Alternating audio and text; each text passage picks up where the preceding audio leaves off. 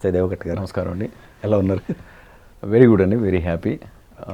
ఫైనల్గా జనరల్గా మొదటి 3 రోజులు గోలలో సినిమా రిలీజ్ అయిన రోజే కేకులు కట్ చేసే కైండ్ ఆఫ్ సక్సెస్ సెలబ్రేషన్ కన్నా డిఫరెంట్గా ఓటీటీ రిలీజ్ నుంచి మా సెలబ్రేషన్స్ స్టార్ట్ అయినాయి.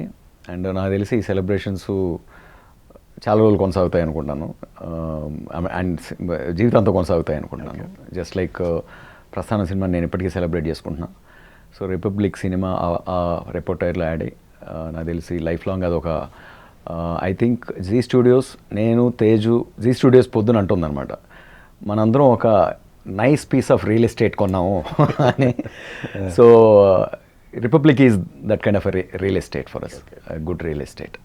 మనం కొంతసేపు అన్ని పచ్చిగా మాట్లాడుకుందాం, బట్టలు మాట్లాడుకుందాం. సినిమాలోనే ఒక డైలాగ్ ఉంటుంది, గుర్తులేదు. శ్రీకాంత్ నా రోజు ఎస్పీ వచ్చిన రోజే నా స్టాఫ్ ముందు నన్ను పిలిపించాము. అవును అవును, శ్రీకాంత్ గారు బట్టలు మాట్లాడేసుకుందాం అంటాడు. అలా మీరు రెడీ. నాకు ఓవరాల్గా మీరు చెప్పిన దాంట్లో సమాజం మంచివాడిని బ్రతకనివ్వదు, ఖచ్చితంగా వాళ్ళలో కలిపేసుకుంటుంది.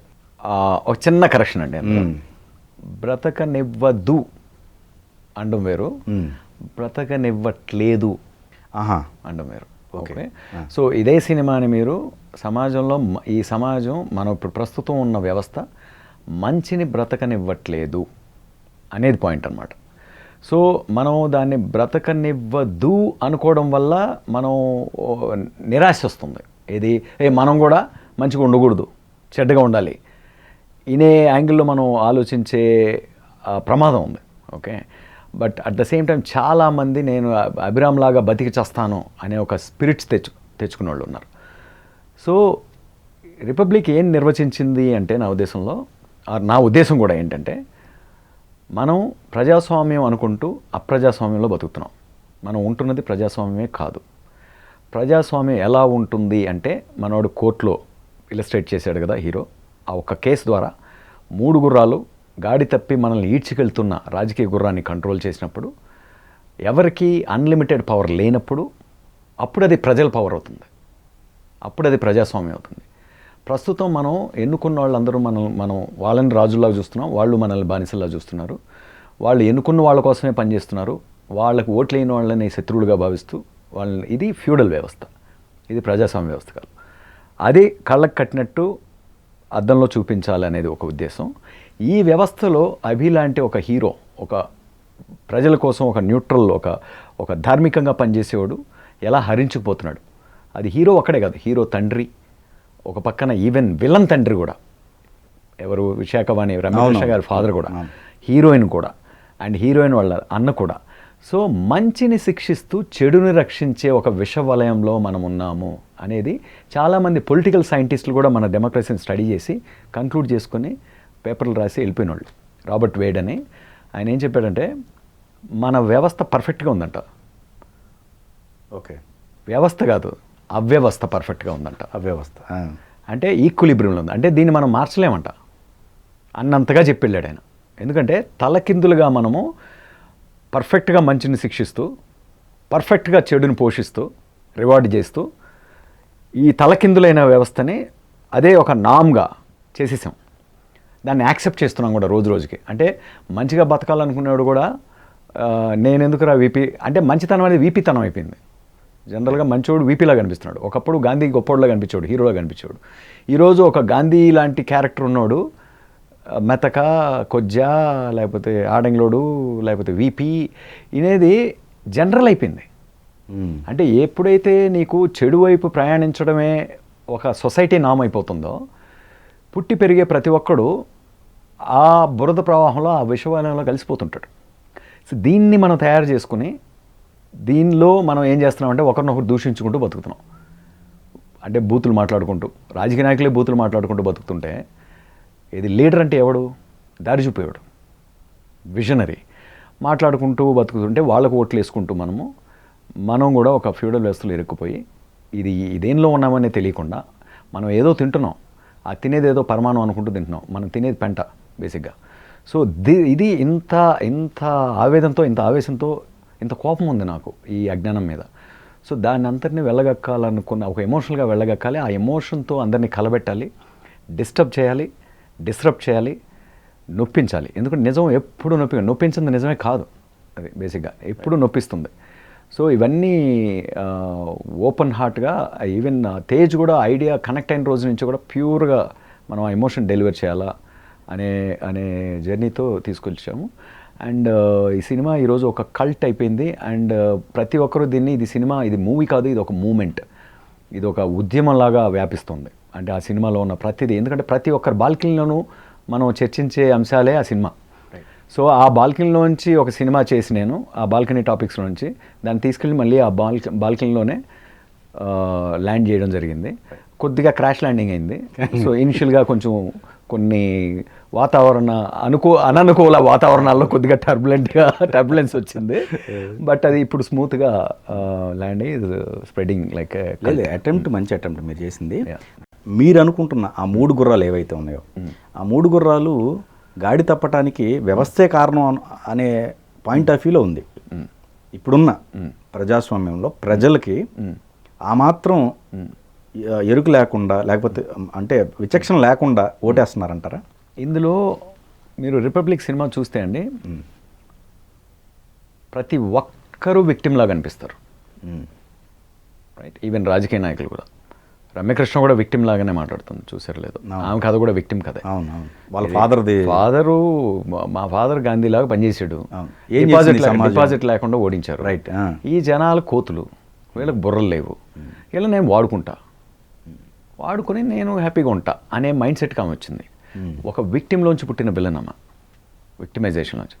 అట్ ద సేమ్ టైం ఆ విక్టిమ్సే ఈ విక్టిమైజేషన్కి విషవలయానికి కారణం అనేది కూడా నిజం. ఆ నిజాన్ని కూడా బలంగా చూపిస్తుంది సినిమా. ఏంటంటే రమ్యకృష్ణ క్రియేట్ చేస్తున్న ఈవిలే కదా హీరో ఫైట్ చేస్తుంది. ఇప్పుడు ఆయన వైఫ్ని పిల్లల్ని చంపేసినప్పుడు జగపతి బాబు గారు వదిలేసుకున్నారు, ఆయనలో ఉన్న నిజాయితీని వదిలేసుకున్నారు. ఎందుకంటే ఇప్పుడు ప్రాబ్లం ఏమవుతుందంటే ఇదంతా అందుకే ఓపెనింగ్లో ఒక లైన్ ఉంటుంది, ఈ కాలంలో మన జీవితాల నుంచి రాజకీయాన్ని వేరు చేయలేము అని. అంటే వ్యవస్థ ఎక్కడో లేదు, ఫస్ట్ ఇక్కడ మొదలవుతుంది, మన ఆలోచన ధోరణిలో మొదలవుతుంది. కల్చర్ ఆఫ్ థాట్ అంటారు, అంటే ఆలోచన సంస్కృతి అంటారు కదా. ఏ టాపిక్లోనైనా ఏ విషయంలో అయినా మన ఆలోచన ఎలా ఉందంటే మన స్వప్రయోజనాలకి అగేన్స్ట్గా ఉంది, మన స్వప్రయోజనానికి అగేన్స్ట్గా ఉంది. ఒక బ్యూటిఫుల్ ఎగ్జాంపుల్ చెప్పారు జయప్రకాష్ నారాయణ గారు. ఇప్పుడు మీరు ఈ అపార్ట్మెంట్ కాంప్లెక్స్లో ఉన్నారండి, ఒక 12 మంది ఉన్నారా, 15 మంది ఉన్నారా ఇక్కడ రెసిడెంట్స్. ఓకే, ఇందులో ఒకడు ప్రెసిడెంట్ అవుతాడు, ఇది అపార్ట్మెంట్లో ఉన్న వాళ్ళ సమస్యలన్నీ తీర్చుకోవడానికి ప్రెసిడెంట్ అవుతాడు. వీడు నా క్యాస్ట్ అనే ఒక అసమర్థుడికి మనం ఓటేస్తామా, లేదు ఒక సమర్థుడు, వాడి క్యాస్ట్ ఏంటో మనకు తెలీదు అనుకునేవాడికి ఓటేస్తామా? ఈ 15 మందిగా మనం ఉన్నప్పుడు, ఎందుకంటే రేపు పొద్దున్న లిఫ్ట్ లాక్ అయిందనుకోండి, అరిచి గీ పెడితే అసమర్థుడు కాదు కదా మన ప్రాబ్లం సాల్వ్ చేసేది. అక్కడ సరిగ్గా ఆలోచిస్తాం మనం, ఇది వీడు మనం ఉంటున్న ఈ క్లోజ్ కమ్యూనిటీలో వీడు భలే చకచక పని చేసి పెడతాడు, చెప్పినట్టు అయిపోతాయి, సమస్యలే ఉండవు మనకు అనుకున్నప్పుడు వాడి క్యాస్ట్ ఏంటని కూడా మీరు చూడరు. నౌ ఇలా ఫస్ట్ ఆఫ్ ఆల్ మన ప్రజాస్వామ్యాన్ని పునాదుల్లోనే ఒక డీసెంట్రలైజ్డ్ లోకల్ గవర్నెన్సెస్ని, లోకల్ పీపుల్ని ఎనేబుల్ చేసే విధంగా, ఎంపవర్ చేసే విధంగా దాన్ని డిజైన్ చేసినా ఆ ధోరణిలో అది వెళ్ళట్లే, దానికి ఆపోజిట్గా వెళ్తుంది. ఏమవుతుందంటే పవరు, కరప్షను ఇవి 2 సెంట్రలైజ్ అవుతున్నాయి. గాడి తప్పిన రాజకీయ గుర్రం మిగతా 2 గుర్రాలను ఈడ్చుకెళ్తుందంటే దాని అర్థం ఇదే అనమాట. మిగతా 2 గుర్రాలే కాదు, మనందరినీ ఈడ్చుకెళ్తుంది అది. ఎందుకంటే ఆ రాజకీయ గుర్రం అన్లిమిటెడ్గా పవర్ ఇంపోజ్ చేస్తుంది ప్రజాస్వామ్య విలువలకు విరుద్ధంగా. ఇప్పుడు ఏదైనా ఇన్స్టిట్యూషన్స్ ఉన్నా కూడా, ఇప్పుడు మన విశాఖవాణి గురించి మాట్లాడతారు కదా, ఇష్టమైన నేరస్తుల్ని రక్షిస్తూ ఇష్టం లేని వాళ్ళని శిక్షిస్తూ విశాఖవాణి లాంటి నియంతలే చట్టం, న్యాయం, తీర్పు అయిపోయారు అంటాడు. ఇది అక్షరాల నిజం. ఇది ఒక్క గవర్నమెంట్కి వర్తించదు, ప్రతి గవర్నమెంట్కి వర్తిస్తుంది. ఓకే, ప్రతి రాజకీయ నాయకుడికి, ప్రతి రాజకీయ పార్టీకి వర్తిస్తుంది. ఇది ఎందుకంటే ఇది నార్మలైజ్ చేసేసాం మనం, ఇదే సహజం, ఇదే ప్రకృతి అని కామన్ మెన్గా కూడా మనం ఓటేసినోడు నియంతలాగా ప్రవర్తిస్తుంటే మనం పవర్ ఎంజాయ్ చేస్తున్నాం, మనకు పవర్ వచ్చినట్టు ఎంజాయ్ చేస్తున్నాం. అంటే నీ అపోజిషన్ పార్టీ వాడు లేకపోతే నీ పక్క క్యాస్ట్ వాడు బేసిక్గా వాడు నీ సహా సిటిజన్. దేశం ఎప్పుడవుతావు, రాష్ట్రం ఎప్పుడవుతావు, లైక్ ఒక కుటుంబం ఎలాగనో అపోజిషన్ పార్టీకి ఓటేసేవాడు కూడా నీ సహోదరుడే వాడు. వాడు బతకాలి కదా, వాడికి నాకు వాడికి అనుకున్న దాన్ని బట్టి ఇది నాకు మంచి జరుగుతుందని ఒకటి నమ్మాడు, వాడిని నమ్మి ఓటేసుకున్నాడు. నీకు మంచి చేసేవాడు ఎవడో అని నమ్మి నువ్వు ఓటేసుకుంటున్నావు. పోయి ఎవడన్నా గెలవని, but end of the day వాడు నువ్వు కలిసినప్పుడే ఒక దేశం అవుతుంది. వాడు నువ్వు కలిసే ఒక వ్యాపారం చేసుకోగలరు, లేకపోతే ఒక ఆర్గనైజేషన్ బిల్డ్ చేయగలరు, రైట్? సో ఇదంతా కూడా ఏంటంటే ఓన్లీ ఒక ఎలక్టరల్ ప్రాసెస్ వరకే భేదాభిప్రాయాలు, చర్చలు ఇవన్నీ ఉండాలి. కానీ అది దాటిన తర్వాత మనం అందరం ఒకటే. అందుకే ప్రతి యూఎస్ ప్రెసిడెన్షియల్ ఎలక్షన్లో ఒక స్పీచ్ ఇస్తారు, నాకు ఓటేసిన వాళ్ళకి కాదు నేను ప్రెసిడెంట్ని, ఇప్పుడు ప్రతి అమెరికన్కి నేను ప్రెసిడెంట్ని, ప్రతి అమెరికన్ బాగోగులు నా ఇది. సో ఇట్లాంటి ఒక బ్రాడర్ పర్స్పెక్టివ్, మనం అందరం దేశం ఒక కుటుంబం అనే ఫీలింగ్ ఉన్నంత వరకే ఇది యునైటెడ్గా బలపడుతూ మనం ఇండివిజువల్ లిబరేషన్ కూడా పెరుగుతూ ఎండ్ ఆఫ్ ద డే ఇదేంటి ఫ్రీడమ్ అంటే ఏంటి, ప్రజాస్వామ్యం ఏంటి, ప్రతి ఒక్కడు వాడి శక్తికి తగ్గట్టు వాడి స్కిల్కి తగ్గట్టు వాడు ఎదగలిగినప్పుడే అది ఒక ఎవాల్వింగ్ ఎకానమీ అవుతుంది. కానీ ఇన్ని ఉన్నాయి, ఇన్ని లేయర్స్ ఉన్నాయి in my mind to study. వీటన్నిటికీ విరుద్ధంగా మన పొలిటికల్ ప్రాసెస్ వెళ్తుంది. సో ఈ డిస్టర్బెన్స్ని అన్ని యాంగిల్స్లోనూ అన్ని క్యారెక్టర్స్ ద్వారా ఆ ఎసెన్స్ ఆ డెప్త్కి ఉంది కాబట్టి ఫీల్ అయిన వాళ్ళందరూ రిపీటెడ్గా చూస్తూ ఒక్కొక్కసారి చూసినప్పుడల్లా ఒక్కొక్క ఎలిమెంట్, ఇప్పుడు నేను చెప్తున్న కొన్ని డైలాగ్స్ మీరు ఫ్లోలో గమనించి కూడా పోయి ఉండొచ్చు, మెయిన్ ఎమోషన్ ఎంజాయ్ చేసినట్టు. సో ఒక్కొక్క డైలాగ్ నేను చెప్పేటి అన్నీ కూడా అది కదా ఇప్పుడు గుర్తొస్తుంటుంది మీకు. సో ఇలా గుర్తు చేసుకుంటూ రీకనెక్ట్ అవుతున్నారు సినిమాకి. సో అగైన్ మీరు స్టార్ట్ చేసిన దగ్గర నుంచి నేను ఎప్పుడు మొత్తం ఇది ఒక సముద్రం లాంటి సబ్జెక్ట్ కాబట్టి నేను చాలా లోతుకి వెళ్తుంటాను. వెళ్ళండి. అయితే ఒకటి, మీరు ఫస్ట్ బిగినింగ్ ఓటు హక్కు వినియోగించుకునే అంటే ఆ క్యూలో అవును అతను ఒక ఆవిడ అడుగుతుంది ఎంత డబ్బులు ఇచ్చారు అని చెప్పేసి, అది కావచ్చు, లేదా అంటే 2 తెలుగు రాష్ట్రాల్లో మొన్న మధ్య జరిగిన ఎలక్షన్లు కూడా రిఫ్లెక్ట్ అవుతున్నాయి ఆ సీన్కి సంబంధించి. 2 తెలుగు రాష్ట్రాలు కాదు, ఏ రాష్ట్రంలో కాదో చెప్పండి. మన వరకు మాట్లాడుకుందాం. కొన్ని జీవోలు అడ్డదిడ్డంగా జీవోలు వాళ్ళకి ఇష్టానుసారంగా రిలీజ్ చేయటం అనేది దానిపైన ఒకటి. అండ్ ఇంకొకటి ఏంటంటే నాకు ఇండైరెక్ట్ సెన్స్లో అనిపించింది, అమరావతి ఉద్యమానికి సంబంధించి సో అక్కడ రైతులది ఇక్కడికి తీసుకున్నారేమో అనిపించింది, ఇది కొల్లేరా అనిపించింది అట్లా. సో ఆ సమస్యలకు సంబంధించి అది ఇండైరెక్ట్ సెన్స్లో చెప్పారేమో అనిపిస్తుంది అది. సో ఇవేగా ప్రధానంగా కొన్ని సమస్యలు ఏవైతే ఉన్నాయో వాటన్నిటిని నేను చెప్తానండి. ఇప్పుడు కొంతమంది కొల్లేరులో కూడా కొన్ని అజిటేషన్స్ చేశారు. ఏ విధంగా, ఇప్పుడు ఒక కథ చెప్పేవాడు అన్ని ఇన్సిడెంట్స్తోనూ ఆ విజువల్స్తోనూ ప్రభావం అవుతాడు. But end of the day వాడు కథ ఏ ప్రయోజనం కోసం చెప్తున్నాడో దానికి తగినట్టే వాటిలన్నింటిని మలుచుకుంటూ చెప్తాడు. మీనింగ్ అందులో ఒక్కొక్కరు ఒక్కొక్క దాన్ని రిలేట్ చేసుకోవచ్చు. అందుకే సినిమా ఓపెనింగ్లోనే ఒక డిస్క్లైమర్ పెడతాం మేము, అన్నీ కల్పితం ఇక్కడ అని. అంటే కథ ద్వారా నేను చెప్పే భావమే నిజం, సో మిగిలిన అన్నీ కల్పితం. సో నేను యాక్చువల్గా ఫస్ట్ కథ ఊహించుకున్నప్పుడే ఒక ప్రకృతి అనేది సమస్య అవ్వాలి కథకి అనుకున్నాను. ఎందుకు అనుకున్నాను అంటే నా కోర్టులో నేను నిర్వచించే ప్రభుత్వానికి అర్థం ప్రకృతి నుంచి మొదలవ్వాలనుకున్నాను. న్యాచురల్ లా అంటారు చూడండి, ధర్మం ఎక్కడ పుట్టింది? ప్రకృతి నుంచి పుట్టింది. ఎందుకంటే మనం ప్రకృతిలో భాగం కాబట్టి ప్రకృతిని, మన ప్రాణానికి పునాది అయిన ప్రకృతిని కూడా కన్సిడర్ చేసుకుంటూ అక్కడి నుంచి రీజన్ అవుట్ చేసుకుంటూ రేషనలైజ్ చేసుకుంటూ అక్కడి నుంచి పుట్టేదే జస్టిస్, రైట్? శిక్ష ఒకడికి 10 ఏళ్ళు శిక్ష అనేది దానికి ఒక పర్టికులర్ మీటర్ తోటి వాళ్ళు ఆలోచిస్తారు. ఏదో ఆ డ్యామేజ్ని ఎలా పోలుస్తాం, ఇప్పుడు ప్రకృతిని డ్యామేజ్ చేసినోడికి ఎలాంటి శిక్ష ఇవ్వాలి, లేకపోతే మనిషిని చంపినోడికి ఎలాంటి శిక్ష ఇవ్వాలి, మానం తీసినోడికి ఎలాంటి శిక్ష ఇవ్వాలి, ఇవన్నీ ఆ నంబర్లు ఎక్కడి నుంచి పుడుతున్నాయి? ఎక్కడో ఒక రకమైనటువంటి మనకే తెలియని ఒక న్యాచురల్ లా నుంచి ఏదో మనం ఊహించుకుంటున్నాం, ఆలోచిస్తున్నాం, ఒక జడ్జి కానీ ఎవరైనా కూడా. సో అలా ప్రకృతి, ప్రాణం, మనిషి, సమాజం. ఓకే, ప్రకృతిలో నుంచి ప్రాణం పుట్టింది, ప్రాణం నుంచి మనిషి అనేది ఒక ప్రాణం. బేసిక్గా ఇన్ని ప్రాణుల్లో ఈ మనిషి నుంచి ఒక సమాజం వచ్చింది, రైట్? ప్రభుత్వం అనేది మనిషిని ఒక్కనే కాదు, పాలిస్తుంది. ఆ ప్రకృతిని కూడా పాలించినప్పుడే మనిషి బతుకుతాడు. సో ఇంత ఓవరాల్ రౌండ్ ఆఫ్ ఇవ్వాలని ఒక ప్రకృతి అనేది సమస్య కావాలా, ప్లాట్ డివైజ్ అవ్వాలి, కథా వస్తువు అవ్వాలి అని దానికి మనకందరికీ ఈజీగా రిలేట్ చేసుకోగలిగిన సమస్య ఒకటి కొల్లేరుది. ఒకవైపున ఎన్విరాన్మెంటలిస్టులు దాన్ని ప్రొటెక్ట్ చేయాలని చూస్తున్నారు. దాన్ని ఒకప్పుడు లార్జెస్ట్ ఫ్రెష్ వాటర్ లేక్, ఇలాంటి లేక్ మిషిగన్ అని ఉందండి యూఎస్లో.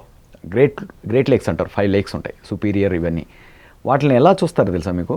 ఒక చిన్న పసిపిల్లోడు ఉంటాడు చూడండి, వాళ్ళ పసిపిల్లోని ఎలా కాపాడుకుంటారో అలా కాపాడుకుంటారు, రైట్? ఇన్ ద సెన్స్ ఆ లేక్లో ఒక పర్టికులర్ టైంలోనే మనం బోట్లో వెళ్ళగలం, ఆ లేక్లో ఒక పర్టికులర్ కైండ్ ఆఫ్ ఫిష్నే మనం పట్టుకోగలం, ఇంకో కైండ్ ఆఫ్ ఫిష్ పట్టుకున్న దాన్ని మళ్ళీ లేక్లో వదిలేయాలి. ఇన్ని రెస్ట్రిక్షన్స్ రూల్స్ పెట్టి ఆ వాటర్ రిసోర్సెస్ని అంత ప్రొటెక్ట్ చేసుకుంటారు. ఎందుకు? అక్కడ ఉన్న మనుషుల్ని, అక్కడ ఉన్న ప్రకృతిని, అక్కడున్న సొసైటీకి, వీటిలన్నిటికీ ఇంటర్లింక్గా ఉన్న చట్టాలు అట్లా పుడతాయి అక్కడ.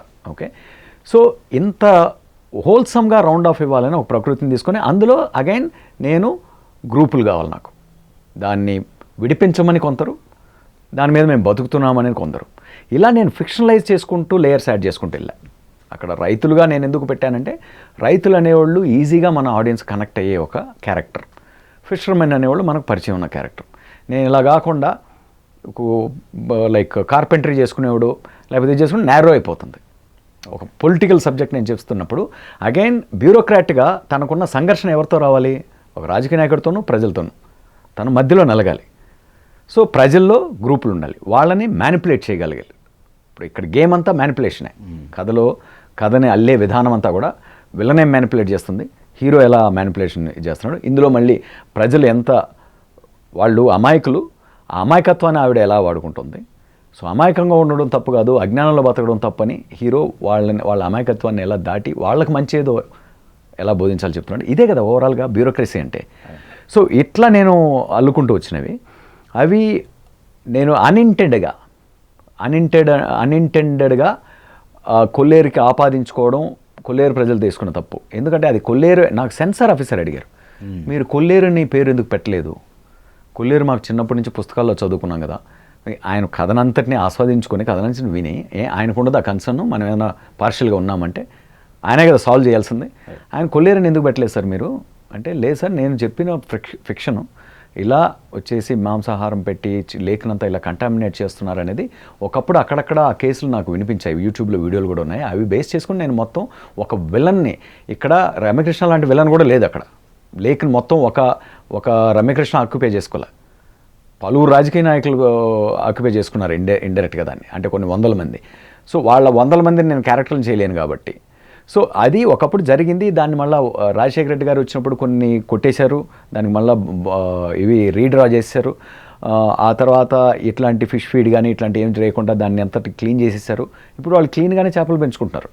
సో అందులో కొన్ని ఎన్క్రోచ్మెంట్స్ ఉన్నాయా లేవా, లీగాలిటీస్, అవన్నీ ఆ కథకు సంబంధించిన డీటెయిల్స్, అవి నాకు అనవసరం. ఇక్కడ నాకు కావాల్సిందల్లా ప్రకృతి ఒక ఉపమానం కావాలి నాకు. అదే ఉపమానం అంటే ఒక మెటఫర్ అంటారు కదా, అందుకే కోర్టులు అంటారు కదా, ఈ చెరువే మన వ్యవస్థ అని. ఆ వ్యవస్థకు ఉపమానంగా దాన్ని డిజైన్ చేసుకోవడం జరిగింది. ఇందులో ఎవరైనా ఒక గ్రీన్ కండువా వేసుకుంటే అమరావతి గురించి మాట్లాడాడని, ఇప్పుడు మరి ఆ రైతే నేను విలన్ చేశాను కదా క్లైమాక్స్కి వచ్చేటప్పటికి. సో మీరు ఏదైతే మమ్మల్ని అంటున్నాడు అనుకుంటున్నారో దానికి కంప్లీట్గా ఆపోజిట్గా మీ ఆపోనెంట్స్ని అంటున్నట్టు కూడా వెళ్తుంది, మిమ్మల్ని సమర్థిస్తున్నట్టు కూడా వెళ్తుంది. ఇక్కడ మిమ్మల్ని అంటున్నాను అంటే, ఇప్పుడు కొంతమంది అన్నారు, అరే రమ్యకృష్ణ మన పార్టీకి సంబంధించినట్లు డిజైన్ చేశారు అన్నప్పుడు, రమ్యకృష్ణ నేను శానిటైజ్ చేశాను కదా. ఓకే, రమ్యకృష్ణ నేను విక్టిమ్గా చూపించా, విలన్గా చూపిలా. రమ్యకృష్ణ చివరిలో ఏడ్చి సూసైడ్ చేసుకుంటుంది హీరో చచ్చిపోయినప్పుడు. అవునవును, హ్యూమనైజ్ అవుతుంది. మరి ఏంటి అంటే ఇవన్నీ కూడా చాలా ఆలోచించే ఈ మూర్ఖత్వాన్ని, ఏ మూర్ఖత్వం గురించి నేను మాట్లాడుతున్నానో, ఏ రాజకీయ మూర్ఖత్వం గురించి నేను మాట్లాడుతున్నానో, ఆ రాజకీయ మూర్ఖత్వానికి అతీతంగానే సినిమాని తీయడం, రాయడం జరిగింది. ఆ నిజం నిప్పు కన్నా బలంగా మండుతుంది కాబట్టి ఆ నిజం కనిపిస్తుంది ఇప్పుడు అందరికీ, చూసిన ప్రతి ఒక్కరికి. కానీ టు బి ఫ్రాంక్గా చెప్పండి, అంటే మన 2 తెలుగు రాష్ట్రాల వరకే మాట్లాడుకుందాం, సమర్థులైన నాయకులు ఎవరు లేరంటారా? ఉన్నవాళ్ళు పవర్లో లేరు అంటున్నాను నేను, పవర్లోకి రారు అంటున్నా ప్రస్తుతం. ఓహో, అంటే ఇప్పుడు సమర్థులైన నాయకులు ఎవరు అని తెలుసుకునే ప్రాసెస్లో కూడా నేను లేను. నేను ఓన్లీ ఇప్పుడున్న రిజల్ట్ మీద, ఇప్పుడున్న వాళ్ళ వరకు చూసుకుందాం. ఇప్పుడున్న వాళ్ళ వరకు నేను పేర్లు అంటే నాకన్నా సమర్థమైన నాయకుడు లేడు అని చెప్పగలను నేను. అర్థమవుతుందా? కానీ నాకు రాజకీయాల్లోకి దిగాలని లేదు. ఓకే. సో ఏం చేయమంటారు చెప్పండి. సో ఎందుకంటే నాకు ఇన్ జనరల్ వ్యవస్థ నా ప్రాబ్లం. జనరల్గా మాట్లాడుకోవాలంటే నాయకులను తప్పబడుతున్నా, కానీ ఓటర్ తప్పే ఉండట్లేదా? ఓటర్ తప్పే కదా, మనం బలంగా చెప్పాం.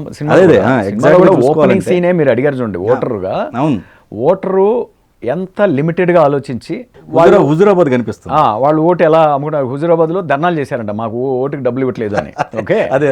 సో అంటే వాళ్ళ హక్కుగా భావిస్తున్నారు అది. ఎందుకంటే వాళ్ళ ఆ డైలాగ్ ఉంది చూడండి పర్ఫెక్ట్గా. ఈ డైలాగ్ని మించి ఇంకొకటి లేదండి. ఈ సినిమా ఆడెవడో ఒకటి రాశాడు, రిపబ్లిక్ సినిమా మీద ఒక థీసిస్ చేయాలి నేను అని. ఎవడో ఒకటి నిజంగానే is planning a thesis, college thesis, civics thesis and using republic cinema. ఏంటంటే ప్రతి ఎలక్షన్లో తను ఓటేసిన పొలిటీషియన్ జీవితాన్ని మార్చేస్తాడని ఆశించే ఓటర్, ప్రజల కోసం పనిచేయలేక దొరల కోసమే పనిచేసే బ్యూరోక్రాట్, దొరికినంత దోచుకునే ప్రయత్నంలో బ్యూరోక్రాట్ని కంట్రోల్ చేసే పొలిటీషియన్, దాని తర్వాత ప్రజల కోసం పనిచేయలేక దొరల కోసమే పనిచేసే బ్యూరోక్రాట్. ఈ ఉచ్చులో ఇరుక్కొని తన బతుకుని ఎవడో మార్చలేడని ఉన్న ఓటుని అమ్ముకొని బతుకుతున్న ఓటర్. సో ఫైనల్గా ఏమైపోయాడంటే ఓటర్ అనేవాడిని ప్రాస్టిట్యూషన్కి తీసుకొచ్చేసాం మనం. ఇందులో నేను చెప్తాను ఆర్డర్ ఆఫ్ గిల్ట్. నేను జడ్జిని అయితే ఆర్డర్ ఆఫ్ గిల్ట్ చెప్తాను. ఫస్ట్ నేను వ్యవస్థగా లేదు, వ్యవస్థ పునాదులు పునర్నిర్మించాలి. ఎప్పుడైతే ఆ 5 ఏళ్లకు ఎన్నుకున్న రాజకీయ నాయకుడు కూడా అన్లిమిటెడ్ పవర్ ఉండకూడదు అనేది కూడా ఒక మెట్రిక్ అయినప్పుడు, ఇప్పుడు నిక్సన్ అనేవాడు అపోజిషన్ పార్టీ వాళ్ళు ఎలక్షన్ స్ట్రాటజీ ఏం చేస్తున్నారో పెట్టి వినండిరా బగ్స్ పెట్టి అన్నందుకు దించేశారు ప్రెసిడెంట్గా. అది మనకైతే మన జీవితాల్లో అసలు క్రైమే కాదు. మన సిస్టంలో, మన వ్యవస్థలో ఏముందిరా ఏదో గోడకి ఏదో పెట్టి ఇన్నాడంట దానికే పీకేస్తారంట అంటాం మనం. అమెరికాలో అది పీకేశారు ప్రెసిడెంట్ని. ప్రెసిడెంట్ అమెరికాకు ఒక్కడే సుప్రీం పవర్ కాదు, వరల్డ్ సుప్రీం పవర్ అతను, right? So this is what is called, ఎవరికైనా కూడా మనం అన్లిమిటెడ్ పవర్ ఇస్తే మీరు అవుతారండి డిక్టేటరు, నేను అవుతానండి డిక్టేటరు. ఎప్పుడైతే నాకు భయం లేదో, ఇది నా పవర్ కాదు, ఇది నేను ఈ ప్రజాస్వామ్యం నాకు ఇచ్చిన సర్వీస్, బేసిక్గా నేను సర్వీస్ చేయడానికి ఇచ్చిన ఒక అవకాశం. అతనికి రాదండి. ఎవరు? ఇప్పుడు మీరు అన్న ఏదైతే ఉందో రాజకీయ నాయకులకి ఎవరికి లేదు, ఎవరికి రాదనుకుందామండి, ముందు కూడా రాదు. అది ఎందుకు మార్పెట్ల? అందుకే నేను చెప్పేది, ఇప్పుడు వ్యవస్థన ప్రథమ ముద్దాయండి నా ఉద్దేశంలో. నెక్స్ట్ విజన్, లీడర్ అనేవాడు ఒక విజన్ ఉన్నవాడు, ఒక ఎలివేటెడ్ విజన్ ఉన్నవాడు. అటువంటి విజనరీ లీడర్స్ ఇప్పుడు ఎవరు మిగిలి లేరు మనకు. అంటే ఒకప్పుడు ఉన్న ఫ్రీడమ్ మూమెంట్ అప్పుడు first 20-30 years of our free India, ఆ టైంలో ఉన్నటువంటి క్వాలిటీ లీడర్స్ రాను అంతరించిపోయారు. అంతరించిపోయి మనం కేవలం ఒక ఫ్యూడల్ మైండ్ సెట్ ఉన్న లీడర్సే గెలుస్తున్నారు కాబట్టి వాళ్ళే లీడర్స్ అవుతున్నారు. సో మిగిలిన వాళ్ళందరూ దండం పెట్టేసి రాజకీయాలకి, విశాఖవాణి వాళ్ళ ఫాదర్ లాగానే ఓటమిని వదిలేసుకొని ఏదో ఒక ఉతికామా అలా శేష జీవితాన్ని ఇలా గడిపేసామా అనే మూలకి వెళ్ళిపోయారు. ఇప్పుడు దేశంలో రోల్ మోడల్స్ ఎవరు చెప్పండి? సక్సెస్ రోల్ మోడల్స్ క్రిమినల్స్ ఎక్కువ ఉన్నారు. అప్పుడు ఏమవుతారు? ఎదిగే యూత్ అందరూ కూడా వాళ్ళని ఫాలో అవుతారు. ఒక అబుల్ కలాం రోల్ మోడల్ లాగా లేడు ఈరోజు. విరివిగా అబుల్ కలాం చూసి నేను అబుల్ కలాం అవుతాను అనుకునేటువంటి ఫిగర్స్ ఎదగనివ్వట్లేదు, ఎదగలేకపోతున్నారు. అందువల్ల వ్యవస్థ ప్రథమ ఉంటాయి. సెకండ్ లీడర్షిప్ అనేది ఎంత దారుణంగా తయారైందంటే రామ అంటే భూత్ అన్నట్టు తయారైపోయింది అన్ని వైపులా. అందరూ ఒక్కరు కాదు కారణం అదే. అంటే ఇలా నా ప్రజా సమస్యలు మనం డిస్కస్ చేసేది, ఇంక్లూడింగ్ అసెంబ్లీలో అసలు అసెంబ్లీ, వాళ్ళకి అసెంబ్లీ అయినా ఒకటే, రోడ్ అయినా ఒకటే, బజార్ అయినా ఒకటే, ఎక్కడైనా ఒకటే వీళ్ళందరికీ. ఎందుకంటే అది ఒకరికిద్దరికి ఉన్నా కూడా మినిమం సెన్స్ అది కంట్రోల్లోకి వచ్చే రానంతటి దారుణానికి వెళ్ళిపోయింది కదా. సో ఇది 2 రాష్ట్రాలు కాదండి, ఏ రాష్ట్రంలోనైనా ఇలాగే ఉంది. యూపీ తక్కువ ఉందా, లేకపోతే పైన ఇంకా ఏ రాష్ట్రం, బీహార్ తక్కువ ఉన్నా, చెప్పండి ఏ రాష్ట్రం చెప్పండి, ఈ సీన్లు నేను ఎత్తి చూపిస్తాను మీకు. సో ద పాయింట్ ఈజ్ బేసిక్గా లీడర్స్లో విజన్ లేదు, ఒక క్యారెక్టర్ లేదు. దాని తర్వాత బ్యూరోక్రాట్స్ మూడో ముద్దాయి. ఇన్ ద సెన్స్ వాళ్ళు కూడా అక్కడికి వచ్చేటప్పటికి నేను వాళ్ళని హెల్ప్లెస్ కింద తీసుకుంటా. ఎందుకంటే రిపబ్లిక్ చూపించేది కూడా ఐఏఎస్ రాసే ప్రతి ఒక్కడు దేశాన్ని ఉద్ధరించామని వస్తాడు, డబ్బులు చేసుకుందామని రాడు. ఎందుకంటే డాక్టర్లు చదివేవాళ్ళు, కంప్యూటర్లు చదివేవాళ్ళు వీళ్ళందరూ ఎంత సంపాదించాలో ఊహించుకొని ఆలోచించుకొని వెళ్తారు అటువైపు. బట్ ఐఏఎస్ రాసే వాళ్ళని నేను చూశాను కదా, నేను ఐఏఎస్ రాయాలనుకున్నాను, నా చుట్టూ రాయాలనుకున్నాను. నీ అమ్మ మనం కలెక్టర్ అయితే మనం ఐపీఎస్ అయితే హీరోలు బేసిక్గా. We want to do something for the country or we will be the heroes for the good అన్న మూడున్నోడే అక్కడికి వెళ్తాడు. వెళ్ళినోడు 6 నెలలకు సంవత్సరానికో ఆ బురదలో కలిసిపోతాడు. రైట్, వాళ్ళు కూడా శక్తిహీనులు అక్కడ బేసిక్గా వ్యవస్థలో. బట్ డెలిబరేట్గా కరప్షన్ ఎత్తుక్కుంటూ వెళ్ళే బ్యూరోక్రసీ అనేది మూడో ముద్దాయి. 4వ ముద్దాయి ఓటర్. ఎందుకు ఓటర్ అంటున్నానంటే, నేను అన్నట్టు ఇండిపెండెన్స్ గెలిచిన తర్వాత ఓటర్ ప్రాబ్లీ ఒక క్లీన్ మైండ్ తోటి వాడు నాయకులను చూసి ఓటేస్తూ వచ్చాడేమో. కానీ ఈ పైన ఉన్న 3 దారుణానికి దరిద్రానికి వాడిని ఈడ్చుకెళ్ళాయి. ఎక్కడికి ఈడ్చుకెళ్ళాయి అంటే ఒక హోప్లెస్ సిచ్యువేషన్కి ఈడ్చెళ్ళి ఎలక్షన్ అప్పుడు వచ్చేదే పండగ. ఆ తర్వాత ఏమన్నా సబ్సిడీలు అవి ఏవో వస్తే అదంతా ఎంజాయ్ చేస్తాను. దాని తర్వాత దాన్ని మించి వాడు భవిష్యత్తు గురించి ఆలోచించలేకపోతున్నాడు. లేదండి, ఇక్కడ మీరు యాక్చువల్గా మీరు ఎండ్ పాయింట్ ఇచ్చారు సార్. వ్యవస్థ నిన్ను మారనివ్వట్లేదు. అంటే ఏదన్నా మార్పు చెందాలన్నా కానీ వ్యవస్థ మటుకి ఖచ్చితంగా మారదు. మార్పు అనేది మారనివ్వట్లేదు. ఈ వ్యవస్థ నిన్ను మంచిగా బతకనివ్వట్లేదు. ఈ వ్యవస్థ హీరోల్ని బతకనివ్వట్లేదు. కాబట్టి వ్యవస్థ ముందు మారాలి అనే దాని పాయింట్. అదే ఆ వ్యవస్థలో అంటే చాలా సినిమాలు వచ్చాయి. బట్ ఇప్పుడు మీరు మొత్తం ఓవరాల్గా అన్నిటిని టచ్ చేసినప్పుడు ఒక ప్రత్యామ్నాయం క్రియేట్ చేయొచ్చుగా మీరు. మీ ఐడియాలజీ కోర్ట్ సీనే. ప్రత్యామ్నాయం కోర్ట్ సీన్ ప్రజాస్వామ్యాన్ని నిర్వచిస్తుంది, ప్రజాస్వామ్యాన్ని డిఫైన్ చేస్తుంది. ఒక అన్యాయం జరుగుతున్నప్పుడు ఒక బ్యూరోక్రాట్ ఫైట్ చేస్తున్నాడు, ఒక జడ్జ్ న్యాయం వైపు నిలబడుతున్నాడు. ఇది ప్రతి కేసులోనూ జరిగినప్పుడు, ఇది యూనివర్సల్ నామ్ అయినప్పుడు. ఇప్పుడు కేంద్ర మంత్రి నుంచి ఆయనకు ఫోన్ వచ్చిందండి. ఇప్పుడు ఫర్ ఎగ్జాంపుల్ మీరు క్రియేట్ చేసిన సీన్లోనే ఓకే ఆ ఫోన్ వచ్చినప్పుడు తీర్పు వేరే రకంగా చెప్పుంటే అతను చెప్పొచ్చు అని నేను అనేది. ఇట్లా కాదు, ఇంకొక రూట్ని ఇప్పుడున్న వ్యవస్థలకి తో పాటుగా ఒక కొత్తదనాన్ని ఎండ్లో క్రియేట్ చేసినట్టయితే. ఎందుకంటే ఇప్పటి వరకు మీకేమైనా ఎగ్జాంపుల్ ఉందా? లేదు ఎగ్జాంపుల్ మూవీస్ కానీ లేదు అంటే లేదు ఇప్పటి వరకు. అది కొత్తదనమే కదా. ఇప్పుడు ప్రతి సామాన్యుడు గానీ మిగిలిపోతున్నాడు అండి. అవును కన్ఫర్మ్డ్ గా ఎన్ని సినిమాలు వచ్చినప్పటికి కూడా. కానీ అతనికి ఒక భరోసా కావాలి, ఒక రూట్ కావాలి. ఇది తప్పు అని చూపిస్తున్నాం, అదే కానీ రూట్ అతను క్రియేట్ చేస్తే ఆ రూట్ లో నడుస్తాడు అతను. అబ్సల్యూట్లీ అది ఎండ్ పాయింట్ లో మీరు ఫినిషింగ్ అలా ఇచ్చారు. కానీ ఒక న్యూట్రల్ వ్యవస్థ ఇప్పుడు అది ఇవన్నీ కూడా నిర్మితమైనవే. ఇవన్నీ చట్టం కావచ్చు, న్యాయం కావచ్చు, ఇవన్నీ కూడా నిర్మించుకున్నాయే కదా. వ్యవస్థలో మనం నిర్మించుకున్నాయే కదా. Absolutely. At the same time ఇప్పుడు ఆ వ్యవస్థల్లో ఈ తప్పులు ఎత్తి చూపిస్తున్నప్పుడు ఆల్టర్నేట్ ఇంకొక మార్గం ఇదిగో ఇది ఒకటి మార్గం చెప్పనా నేను అని. అంటే ఎండ్ అది ఇవ్వలేదు. ఎండ్ నేను ఇవ్వలేదు. కానీ నేను ఈ సినిమాని ఎలా చూశానంటే, నేను అందరినీ ఇన్క్రిమినేట్ చేయాలని డిసైడ్ అయ్యా. అది ఓకేనండి.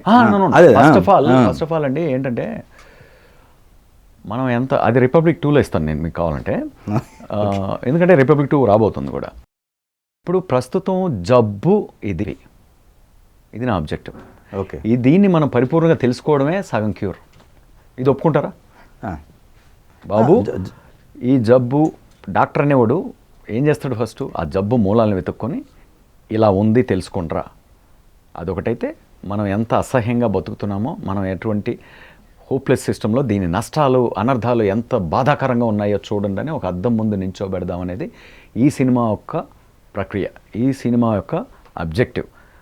ఎందుకంటే ఆ హోప్ ఇచ్చిన సినిమాలే చూసాం మనం. కాబట్టి ఈ జబ్బు యొక్క లోతుల్లోకి వెళ్లకుండా ఆడియన్స్గా మిగిలిపోయి వెనక్కి వెళ్ళిపోయాం.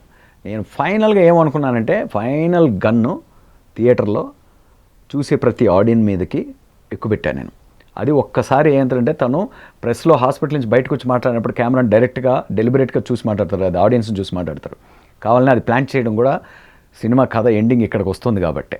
రైట్, ఈ కథ ఇప్పుడు 2.5 గంట సినిమాలో నేను ఒక ఎమోషన్నే డెలివర్ చేయగలను. ఇది సక్సెస్ఫుల్గా ఎమోషన్గా డెలివర్ చేసాం. ఈ సినిమా మేము డిజైన్ చేస్తున్నప్పుడే ఒక పొలిటికల్ ప్రాసెస్కి ఇది ఒక ఫ్రాంచైజ్ అవ్వాలి అనే ఉద్దేశంతోనే చేసాం. అండ్ ఇందులో మీకు వ్యవస్థకు కావాల్సిన పరిష్కారాన్ని కూడా దానిలో చూపించాయి. ఎందుకంటే ఈ 3 గుర్రాల సమతుల్యత, పవర్ విషయంలో సమతుల్యత గురించి ఆర్గ్యూ చేస్తున్న పొలిటికల్ పాలసీ మేకర్స్ కానీ, జయప్రకాష్ నారాయణ లాంటి వాళ్ళు కానీ, ఇలాంటి పొలిటికల్ స్కాలర్స్ కానీ, లేకపోతే పొలిటికల్ సైంటిస్ట్ కానీ చాలామంది ఆర్గ్యూ చేస్తున్నారు దాని గురించి. పొలిటికల్ లీడర్స్ దాన్ని ఎందుకు చేయనివ్వట్లేదంటే వాళ్ళు డీపవర్ అవుతారు కాబట్టి, వాళ్ళ చేతుల్లో ఇప్పుడున్న విచ్చలవిడి పవర్ అనేది వాళ్ళ చేతుల్లోంచి పోతుంది కాబట్టి, అది వాళ్ళ స్వార్థం. ఇది మనం తెలుసుకోవాలి. సో వాళ్ళ దగ్గర నుంచి వాళ్ళు చేయగలిగిన వ్యవస్థ మార్పేది. ఇదంటే ఒక్క సామాన్యుడు వ్యవస్థను మార్చలేడు.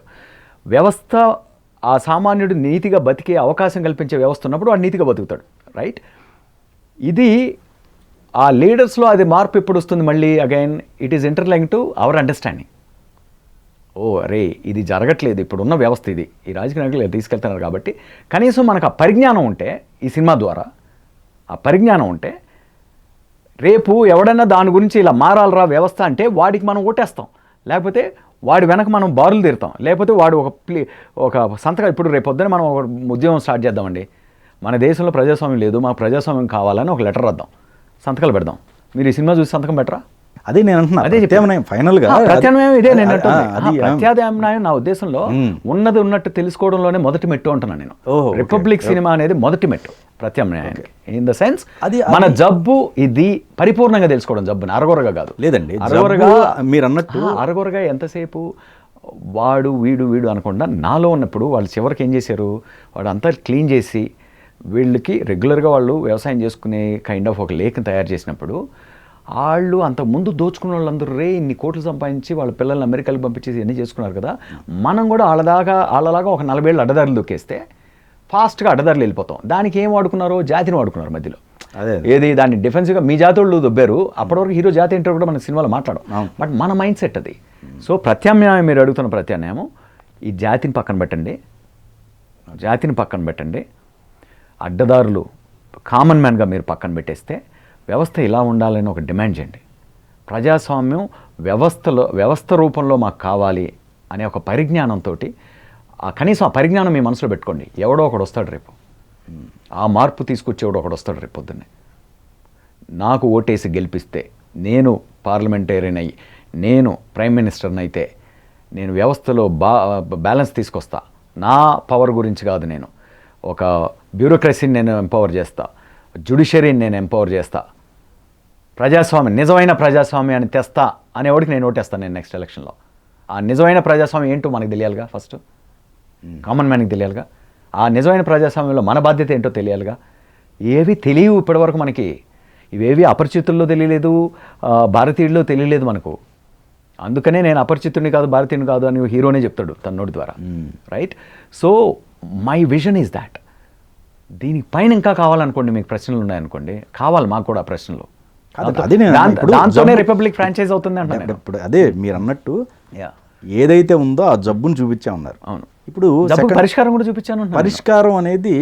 పరిష్కారం అనే దాన్ని ఒక కథ జర్నీగా చూపించాలనుకోండి, అది ఇంకో కథ అంటున్నాను. క్లైమాక్స్ నెగిటివ్ ఇచ్చారు, అది కూడా కొంచెం అనిపించింది. అంటే హీరో చనిపోవటం కావచ్చు, ఈ రమ్యకృష్ణ గారిది అది సాడ్ ఎండింగ్ అయినా ఎండింగ్ కొంచెం అది డిసప్పాయింట్ అనిపించింది అట్టుంది. కాదండి, రంగదే బసంతి ఎందుకు అయింది అంటే ఆ చావుల వల్లే. రిపబ్లిక్ ఎందుకు అయింది అంటే, నేను అది కూడా నాకు కొంతమంది సినిమా ఇండస్ట్రీ వాళ్ళు చెప్పారు. కానీ అండి, ఈ మధ్య చాలా సినిమాలు బాక్స్ ఆఫీస్లో పెద్ద నంబర్లు కూడా చేసినాయి. ఓకే, చేసిన సినిమాల్లో నాకు తెలిసి చూసి వచ్చిన వాళ్ళు ఇప్పటివరకు నాకు ఎవడు ఈ సినిమా ఇంత గొప్పగా ఉంది, ఇంత బాగుంది అని ఎవడు చెప్పలా. బట్ రిపబ్లిక్ సినిమా రిలీజ్ అయిన మొదటి రోజు నుంచి కూడా నాకు ఆగట్లే ఇప్పటికీ. ఏది ఎంత గొప్ప సినిమా తీసావు అనేది నేను గొప్ప సినిమాని నేను చెప్పుకోవట్లే, వాడు ఎలా ఫీల్ అయ్యాడో చెప్తున్నాను నేను. అది ఆ ఫ్లడ్ ఆఫ్ మెసేజెస్ నాకు ప్రస్థానంకి 10 ఏళ్లలో వచ్చిన దానికన్నా కూడా ఎక్కువ రిపబ్లిక్ వచ్చినాయి. ఇది అంత డీప్ మెసేజెస్ ఉంటాయి చూడండి. అదే నేను దీనిలో ఆంధ్ర రాష్ట్రం అంతా చూసిందని చెప్పట్లా, తెలంగాణ మొత్తం చూసిందని చెప్పట్లే. నా సినిమా చూసిన వాళ్ళు లిమిటెడ్ నెంబర్సే ఉండొచ్చు, చూసిన వాళ్ళు ఎంత ప్రభావితం అయ్యారో చూడండి. Right, okay. ఈ ప్రభావితం మిగతా 100 కోట్లు చేసిన సినిమాల్లో ఆ ప్రభావితం రాలేదు. ఆ 4 వారాలు మాట్లాడారు, వాటి గురించి మర్చిపోయి ఉండొచ్చు. బట్ ఈ సినిమాని ఇది పెరుగుతూ పోతుంది, ఈ సినిమా గురించి డిస్కషన్. కానీ అది కానీ ఆ క్లైమాక్స్ అలా లేదనుకోండి, ఈ సినిమా ఆ సినిమాలు కోవలో చేరిపోయేది. Okay okay. ఆ 4 రోజులు ఇంకొంచెం నంబర్లు చేసేదేమో, ఇంకొక 5-10 కోట్లు చేసేదేమో, అండ్ అందరూ అబ్బా cinema super hitter block buster అనే ట్యాగ్లు ఇచ్చేసేవాళ్ళేమో. నాకు ఆ ట్యాగ్ ఎలా కావాలంటే అండి, నా మనసు చంపుకోకుండా కావాలి, నా విజన్ చంపుకోకుండా అది వస్తుంది నాకు. దీంతో కావచ్చు, దాంతో కావచ్చు, లేకపోతే నెక్స్ట్ దాంతో కావచ్చు, నెక్స్ట్ దాంతో కావచ్చు. బట్ ఇది నా సినిమాకి నేను ఆడియన్స్ని బిల్డ్ చేసుకుంటున్నాను. ఓకే. సో కాబట్టి ఆ సినిమాని అలాగే చేశా. ఆ సినిమాని ఎవరు అంత డీప్గా ఎవరైతే ప్రభావితం అయ్యారో వాళ్ళు ఇంకో 10 మందిని తీసుకొని నా నెక్స్ట్ సినిమాకి వస్తారు.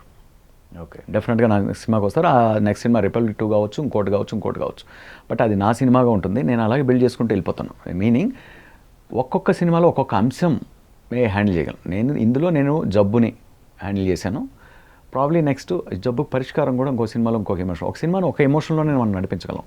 సో కోర్టులో మీరు చెప్పినట్టు హీరోని చంపకుండా కోర్టులో కానీ విక్టరీ ఇచ్చి పంపించేసి ఉంటే ఓ 4 రోజులు మాట్లాడుకుని వదిలిపోయే సినిమా అయ్యింది ఇది. ఎందుకంటే చాలా సినిమాల్లో మనం అలాంటి విజయాలు ఇచ్చాం కాబట్టి.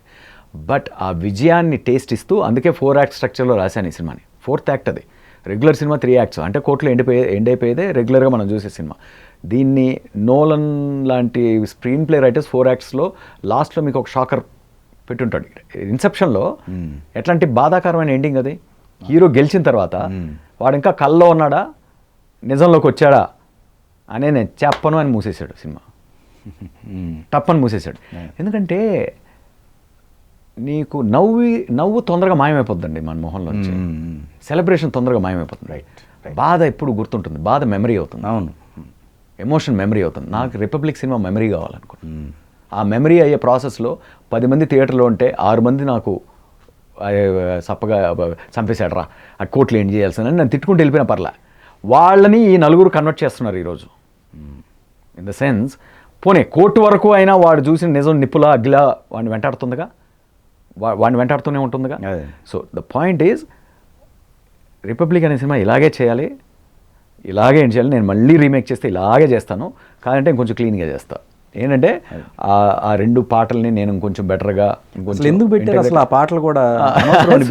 ఇప్పుడు మీరే హీరోని ఎందుకు చంపారండి అంటారు, మళ్ళీ మీరే ఎందుకు పాటలు పెట్టారంటే ఎమోషన్ అంటే అక్కడ చంపడం అంటే. బట్ ఇప్పుడు మీరు అగ్రీ అయ్యారా? ఎప్పుడు పెయిన్ బికమ్స్ మెమరీ అని నమ్మారా మీరు? అంటే ఆ ఎమోషన్ ఎందుకు ఎమోషనల్గా నేను ఏం చేశాను, హీరోని ఎందుకు చంపానంటే, ఈ హోప్ని ఎందుకు చంపానంటే, సినిమాలో ఉన్న హీరో సినిమాలోనే ఉంటాడు, వాడు చచ్చినా బతికినా ఒకటే. ఓకే. నిజమైన హీరో నీలో నుంచి రావాలి. ఆడిలో ఎవడున్నాడో చూసుకో, ఆడిలో విలన్ ఉన్నాడా హీరో ఉన్నాడో చూసుకో అనేది సినిమా అబ్జెక్టివ్. ఏ సినిమా ఇంత ఇంటిమేట్గా ఆడియన్తో ఇంటరాక్ట్ చేయగలదు చెప్పండి. అంటే that is next level cinema కదా అంటున్నాను నేను. Okay. Okay. So that's what I always నేను అందుకనే సినిమా గురించి ఇట్లాంటి సినిమాకి ఎప్పుడు డిస్కషన్లు ఎక్కువ ఉంటాయి. ఫస్ట్ ఇనిషియల్ ప్రస్థానం గురించి అంతెందుకు, ప్రస్థానం అంత కల్ట్ అయిన తర్వాత కూడా ఒక పెద్ద హీరో క్లైమాక్స్లో అంటే సినిమా గురించి పొగుడుతూనే క్లైమాక్స్లో టుపుక్కన తెలియకుండా అలా కాల్ చంపేయాల్సింది సాయికుమార్ని. అది షూటింగ్ చేసేటప్పుడు కూడా ఇచ్చారు ఆ సజెషన్లు, డబ్బింగ్ చేసే వరకు ఇచ్చారు ఆ సజెషన్లు. ఫైనల్గా ఆ ఎమోషన్ అలాగే రీటైన్ అయింది కాబట్టే అది ఇంత దూరం వెంటాడుతుంది జనాల్ని, ఇన్ని రోజులు వెంటాడుతుంది ఆ సినిమాని. రైట్. సో షేక్స్పియరియన్ ఎండింగ్ అంటారు. ఎందుకు షేక్స్పియర్ అంత గొప్పగా అయ్యాడు? Shakespeare is the king of tragedy. In a way Prasthanam is Shakespearean and Republic is also Shakespearean endings వైజ్గా తీసుకుంటే. ఎందుకంటే ట్రాజడీ విల్ బికమ్ మెమరీ. ఇటువంటి ఒక సోషల్ సబ్జెక్ట్ అనేది ఒక డీప్ మెమరీ కావాలి ప్రజల్లో అనే ఉద్దేశంతో చేసింది అది. పాటల విషయానికి, మీరన్న పాటల విషయానికి, ఆ విషయంలో నేను ముద్దాయినండి. సో ఇందాక మీకు ముద్దాయిలు అందరి గురించి చెప్పాను కదా. సో పాటలు బేసిక్గా యాక్చువల్గా చెప్తే ఆ ఓపెనింగ్ సాంగ్ ఉంది కదండి, అంటే ఒక కన్యతో ఫ్రీడమ్ని పోలుస్తూ చేసింది. అంత లేడ్గా ఎవరికి ఫస్ట్ ఆఫ్ ఆల్ ఆ లిరిక్ అర్థమైన వాళ్ళకి చాలా గొప్ప లిరిక్ అని అర్థమైంది, జనరల్గా అర్థం కాలేదు జనరల్ మాసెస్కి.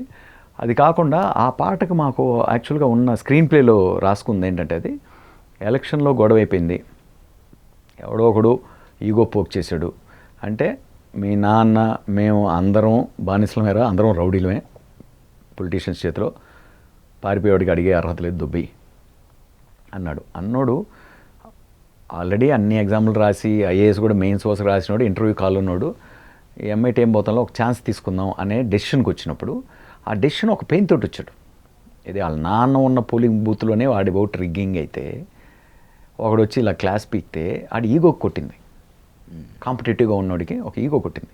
వాడు ఆ మూడ్లో ఉన్నప్పుడు చుట్టుపక్కల ఫ్రెండ్స్ అందరూ అరే మామ మన దేశానికి మనం రోజు చెప్తుంటాం సొల్యూషన్ దేశానికి బాల్కనీలో కూర్చొని డిక్టేటర్ రావాలి రాకూడదు, చైనా రావాలరా, మనం కమ్యూనిజం పెడితే మొత్తం అంతా అందరికీ వాత పెట్టి పని చేయించవచ్చు.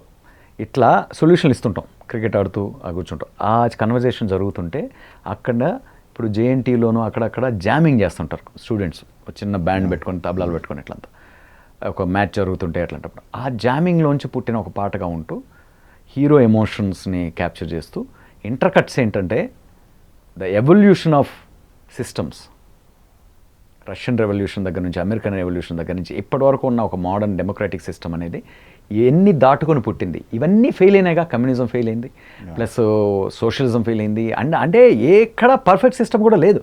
బట్ మనం ఎక్కడి నుంచి ఎక్కడికి ఇవాల్వ్ అయ్యాం అనే ఒక విజువల్ తోటి ఇంటర్కట్ చేసుకుంటూ టైటిల్స్ చేద్దాం అనుకున్నా. సో ఇప్పుడు నేను రీమేక్ చేస్తే ఆ ఎమోషన్కి వెళ్తా. Okay. So that will become more in mood of the film.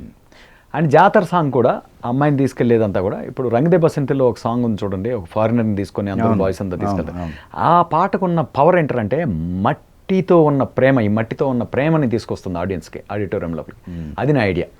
ఇది బేసిక్గా కల్చర్ కానీ ఆ ట్రైబల్ మ్యూజిక్స్ కానీ ఇది నేను అనుకున్న రెఫరెన్స్ దానికి. ఇవి రెండు ఏంటంటే ఎక్కడో ఈవెన్ దో తేజ్ నాకు సార్ మీరు నా సినిమా చేయట్లేదు, నేను మీ సినిమా చేస్తాను, నాకు మీ సినిమా కావాలి అన్నంత పవర్ నాకు ఇచ్చినా కూడా ఫస్ట్ 1 అవరే కదా తేజ్, పర్లేదు, ఆడియన్స్ నేను లోపలికి తీసుకొచ్చే ప్రాసెస్లో ఈ 2 పాటలు కుదురుతున్నాయి కాబట్టి నేను కొంచెం బ్రేక్అవుట్ అవుతా. మీనింగ్ కొంచెం బాగా డ్యాన్స్ వేసే డిజైన్లో పెట్టుకుంటా, పెద్ద నష్టం కూడా జరగదు. ఎందుకంటే వన్స్ కలెక్టర్గా అయిపోయిన తర్వాత నేను ఎక్కడా బ్రేక్ ఇవ్వట్లేదు, ఆ మూడే జనాలు గుర్తుంటుంది. అలా రీవిజిట్ చేసిన వాళ్ళు ఇవి కొంచెం ఫార్వర్డ్ చేసుకొని చూసుకుంటారు అని నేనే ఆ క్యాల్కులేటివ్ రిస్క్ అనుకొని ఆ కాల్ తీసుకున్నాను నేను. ఇది అండ్ అది ప్రాబ్లీ తేజ్కున్న ఇమేజ్ వల్ల నేను కొంచెం ఇన్సెక్యూర్ ఫీల్ అయ్యానేమో, అయిండొచ్చు కూడా. బట్ చాలామంది సినిమా నచ్చిన ప్రతి ఒక్కరికి ఏంటంటే ఆ పాట కూడా ఒక కొంత ఎస్థెటిక్గా ఎమోషనల్గా మిగతా సినిమా ఉన్న మూడ్కి తగినట్లుంటే బాగుంటుందని మీలాంటి వాళ్ళు కానీ ఇంకా చాలామంది అనిపించింది అన్నోళ్ళు ఉన్నారు. ఇంకోటి జగపతి బాబు గారి ఆ చెప్పులు సీను చాలా న్యాచురల్గా చేశారు ఆయన. అది ఆయన గురించి నేను ఎంత చెప్పినా చాలా ఎమోషనల్ అయిపోతాను ఆయన గురించి. ఈరోజు ఆయన ఒక పెద్ద లెటర్ రాశారు నాకు, నేను ఇంకా చేసి ఉండొచ్చు నీకు అని. ఆయనకు అర్థం కాని విషయం ఏంటంటే ఆ చెప్పుల దండ సీన్ ఈజ్ ఎగ్జాంపుల్ ఆయన ఎంత చేశారు ఈ సినిమాకి. ఏంటంటే అంటే ఆయన డైరెక్టర్స్ కమెంటరీ వర్షన్ చూసి సినిమా అంటే చాలా అంటే ఒక్క సీన్లో మేము ఏంటంటే రెయిన్ ఎఫెక్ట్ ఉంటే బాగుంటుంది అనుకున్నాం, బాగా చలిగా ఉంది, ఆయన తడపాల జగపతి బాబు గారిని. ఆయన చాలా బిజీ షెడ్యూల్లో ఉన్నారు, మాకు గ్యారంటీగా మేమే తీసుకున్నాం క్యాల్కులేటెడ్గా ఆ కాల్. ఏంటంటే ఈ చలిలో ఆయన పొద్దున్నే మళ్ళీ 9 o'clock షూట్ వెళ్ళాలా, ఇంత పాపం ఇంత బేబీలాగా కోఆపరేట్ చేస్తున్నాడు. వర్షం కొడితే మా కిరణ్ చెప్పాడు, సార్ వర్షం కొడితే ఆయన రేపు జ్వరం వచ్చేస్తుంది సార్ ఆయనకి ఈ చలిలో కొడితే, ఎందుకంటే వణుకు వచ్చేస్తుంది అంటే ఆ వర్షం లేకుండా చేశా. అది కూడా నేను డైరెక్టర్ కమెంటరీలో చెప్పుంటే ఆయన దానికి గిల్ట్ ఫీల్ అయ్యి ఆ రోజు నేను తడిచుందాల్సింది, ఆ రోజు నేను వర్షంలో పెట్టిందాల్సింది, నీ విజన్ నేను తగ్గించాను అని ఇంత లెటర్ రాశారు. ఏది చివరిలో నా గర్ల్ ఫ్రెండ్స్ కూడా ఇలాంటి లెటర్ రాయలేదు అంటూ. ఇంతకన్నా ఏం చెప్పగలనండి ఆయన గురించి నేను. అంటే ఫస్ట్ డే షూట్ అది, ఇది చెప్పుల దండ scene first day shoot. Okay.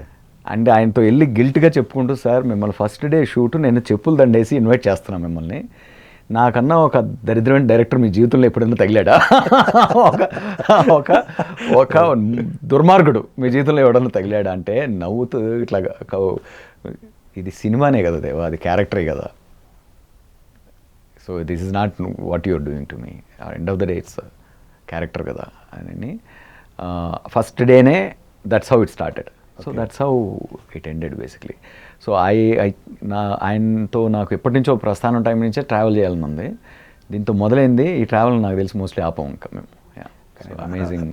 Ramyakrishna గారి క్యారెక్టర్ కూడా మనకి నరసింహ తర్వాత అంత అగ్రెసివ్గా అవును, మెయిన్గా నరసింహ బాహుబలి మా ఇన్స్పిరేషన్.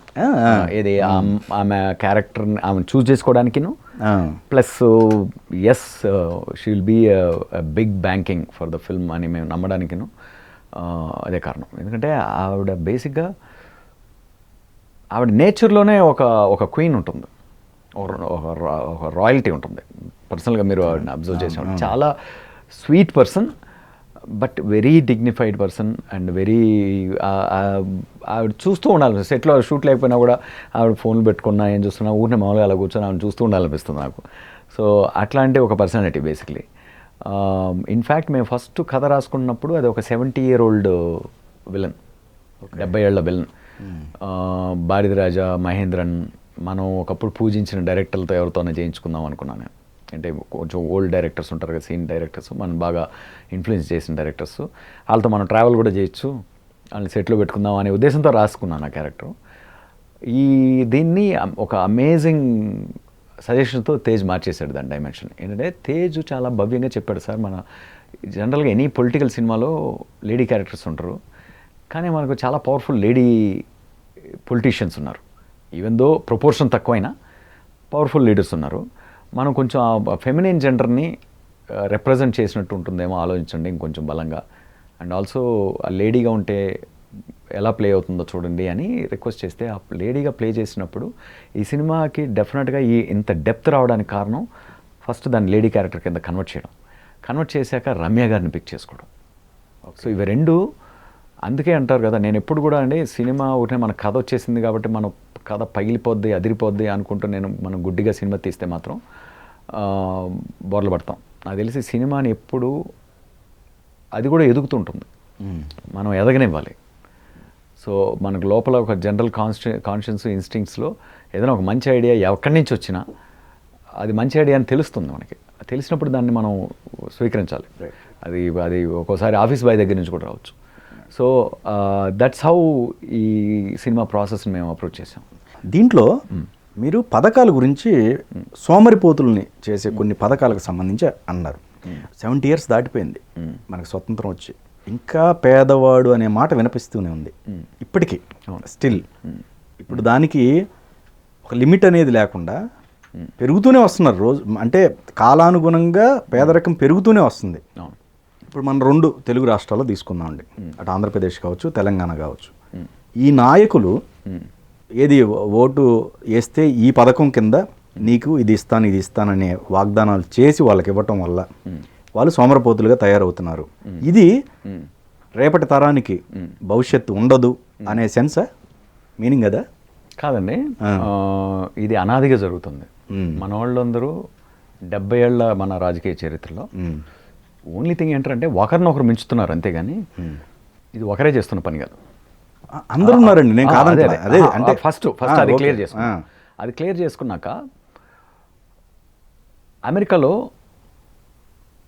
అన్ఎంప్లాయ్మెంట్ అనేది 4% ఉంటుంది ఇప్పుడు, 4 to 6%. అంటే 100కి 6 మందో 8 మందికి 8కి వెళ్ళింది అనుకోండి, ఎకానమీ భయంకరంగా దెబ్బతింటుంది అన్నట్టుంటుంది. అంటే ఫస్ట్ ఆఫ్ ఆల్ ఎంప్లాయ్మెంట్ అనేది అకౌంటెడ్గా ఉంది అక్కడ.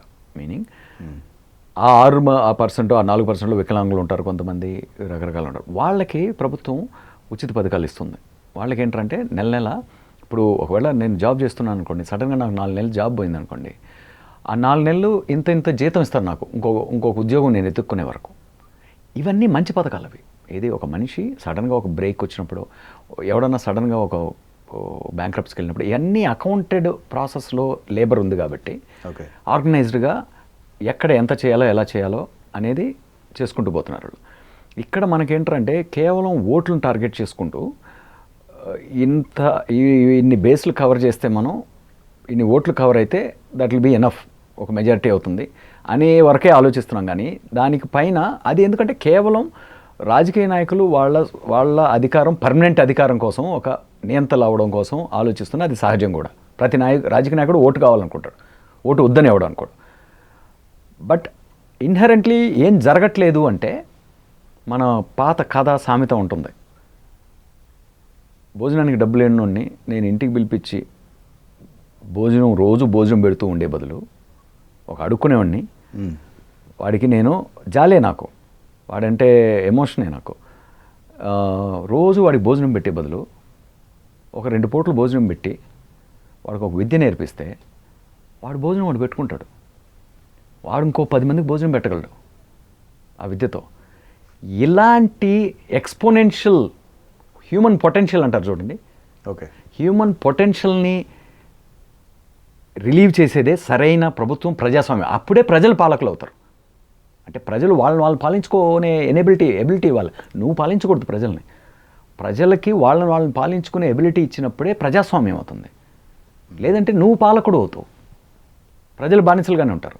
సో మనం ఏం చేస్తున్నామంటే ప్రజలకు వాళ్ళ విద్య, వాళ్ళ ఎడ్యుకేషను, లేకపోతే వాళ్ళ ఎకనామిక్ లిబర్టీ, ఇవి క్రియేట్ చేసే పథకాల మీద మనం ఆలోచనలు పెట్టకుండా రోజు భోజనం పెట్టి అడుక్కునే వాళ్ళగా తయారు చేస్తున్నాం వాళ్ళని. అది ఏమవుతుందంటే మన హ్యూమన్ పొటెన్షియల్ చంపుతున్నాం సిస్టంలో నుంచి. సో ఇది 70 ఏళ్ళుగా చాలా కాలాల్లో అవి అవసరమైనాయి. బట్ అదే అవసరం అనుకోకుండా బేసిక్గా ఎప్పుడైతే మనం ప్రతి ఇండివిజువల్ని, ప్రతి ఓటర్ని ఒక ఎకనామిక్గా లిబరేట్ చేసే విధంగా మనం పరిపాలిస్తామో అప్పుడు ఆ హ్యూమన్ పొటెన్షియల్ అనేది పర్మనెంట్ వెల్త్ అవుతుంది సిస్టంలో. సో ఇది చేయట్లేదు అనే విషయం, ఈ విషయంలో నాకు తెలిసి ప్రతి ప్రభుత్వం ఇంత క్లీన్గా ఆలోచించట్లేదు. ఇది ఎకానమీ గురించి, ఇండివిజువల్ లిబర్టీ గురించి ఆలోచించట్లేదు. వాళ్ళని ఎప్పుడు చేయి చాచి అడుక్కునే పొజిషన్లో పెట్టడం అనేది చాలా తప్పు. ఎందుకంటే వాడు చేయి చాచకుండా ఇంకొకటికి ఒక హెల్ప్లెస్ పర్సన్కి పెట్టే విధంగా వాడికి విద్య నేర్పో, లేకపోతే వాడిని సెల్ఫ్ డిపెండెంట్ చేసే ధోరణిలో మనం ఆలోచించినప్పుడే వీఆర్ బిల్డింగ్ ఎ సొసైటీ.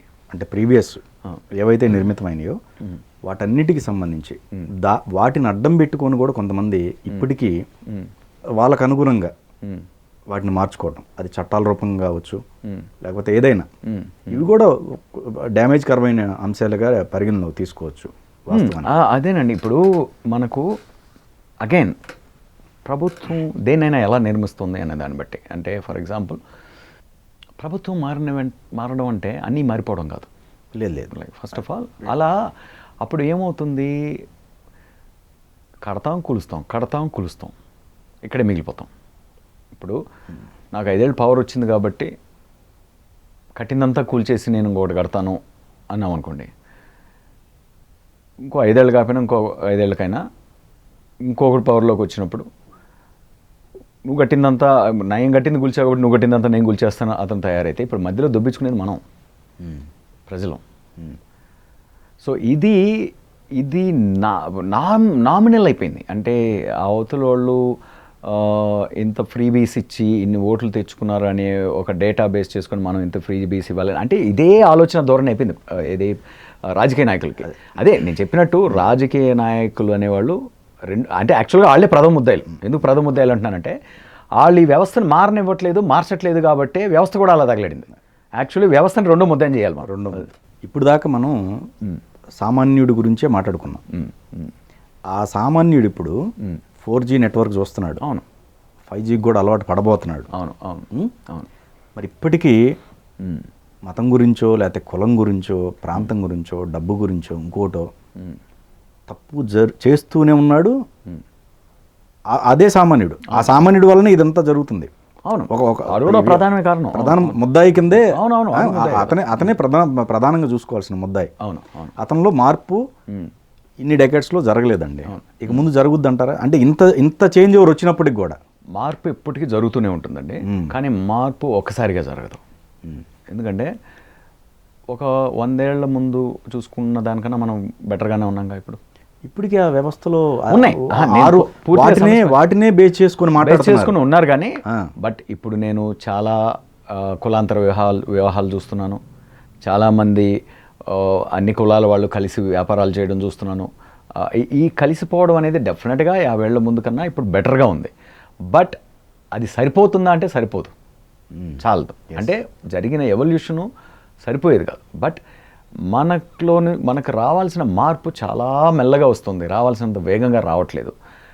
అక్కడే ఏంట్రా అంటే లీడర్షిప్ అనేది ఫెయిల్ అయింది. ఇప్పుడు చదువుకుంటున్న పిల్లలు ఎవరైతే ఉన్నారో రేపు భావితరానికి చెప్పవలసిన వాళ్ళు కూడా నాయకులు చేస్తున్న తప్పులు ఏవైతే ఉన్నాయో అవును, వాళ్ళ కులాన్ని ఆపాదించుకొని అబ్సల్యూట్లీ వాళ్ళు ఓన్ చేసుకుంటున్నారు. మా లీడరే కదా తప్పు చేస్తే మా కులం. ఇప్పుడు వాళ్ళు అలా ఆ విధంగా మీడియా ఓపెన్ చేస్తే ఒక విష సంస్కృతి లాగా అవును ఇప్పుడున్న యంగ్స్టర్స్ కానీ యంగ్స్టర్స్లో అవును వాస్తవానికి చెప్పాలంటే డెఫినెట్గా అది అడ్డం పెట్టుకొని ప్రతి కులానికి సంబంధించి ఒకళ్ళని కాదండి. అవును అవును అవును అదేమవుతుందంటే ఆ కులస్తుడు తప్పు చేస్తే వీళ్ళు కూడా చదువుకునే వాళ్ళు కూడా తప్పు చేస్తే వెంటనే రియాక్ట్ అవుతున్నారు. కానీ మా కులం వాడు అనగానే వెంటనే వీళ్ళకి అవును బ్లైండ్ లాయల్టీ. అది చదువుకున్న వాళ్ళకి కూడా అందుకేనండి నేను చెప్తానంటే మనకి ఎందుకు ప్రజాస్వామ్యం రాలేదంటే దానికి కూడా ఒక కారణం ఉంది. ఎందుకంటే మరి బేసిక్గా మన బానిస మెంటాలిటీ కాబట్టి ఎవడు నా కులపోడు నా నాయకుడు ఏం చేసినా కరెక్టే, అవతలోడు ఏం చేసినా తప్పని ఎవడు అనుకుంటా అంటే ఆడికన్నా దద్దమ్మ బానిస మూర్ఖుడు బుర్రలేనోడు ప్రపంచంలో లేడు. వాడు ఒక పురుగు. ఎందుకంటే వాడికంటూ ఒక విచక్షణ లేదు. వాడు ఫ్రీ మ్యాన్ కాదు వాడు. ఇప్పుడు నేను అందుకే చెప్తాను కదా, నువ్వు ఏ పార్టీ లేకపోతే నువ్వు ఏ నాయకుడికి లాయల్ అని మీరు నన్ను అడిగారనుకోండి, నేను ఎవడికి లాయల్ కాదు. ఎందుకంటే నేను ఒక ఫ్రీ మ్యాన్ని, నేను ఒక స్వతంత్రుణ్ణి. ఆడు చెప్పేది కరెక్ట్ అయితే ఆడు చెప్పేది కరెక్ట్, వీడు చెప్పేది కరెక్ట్ అయితే వీడు చెప్పేది కరెక్ట్, ఈ పాలసీ రైట్ అయితే ఈ పాలసీ రైట్, ఆ పాలసీ రాంగ్ అయితే ఆ పాలసీ రైట్. నేను ఎప్పుడు కూడా గుడ్ అండ్ బ్యాడ్ని ప్రో లైఫ్ యాంటీ లైఫ్ అనే నాకంటూ ఒక ధర్మం ఉంది. అండ్ దాన్ని నేను బలంగా నమ్ముతున్నాను. ఆ ధర్మమే కరెక్ట్ అని ఎవరికైనా ప్రూవ్ చేయగలను, గురువులకు కూడా ప్రూవ్ చేయగలను. Right, basically that is my metric. ఎందుకంటే I'm a free man. Basically నేను ఎవరికి నా కాన్షియన్స్ని నా విచక్షణని బానిసత్వానికి ఇవ్వను, బ్లైండ్గా ఎవరిని నమ్మను. ఎందుకు అంటే నేను ఫ్రీ కాబట్టి, ఆ నమ్మడం అనేది బానిసత్వం కాబట్టి. సో ఆ బానిసలు వీళ్ళు.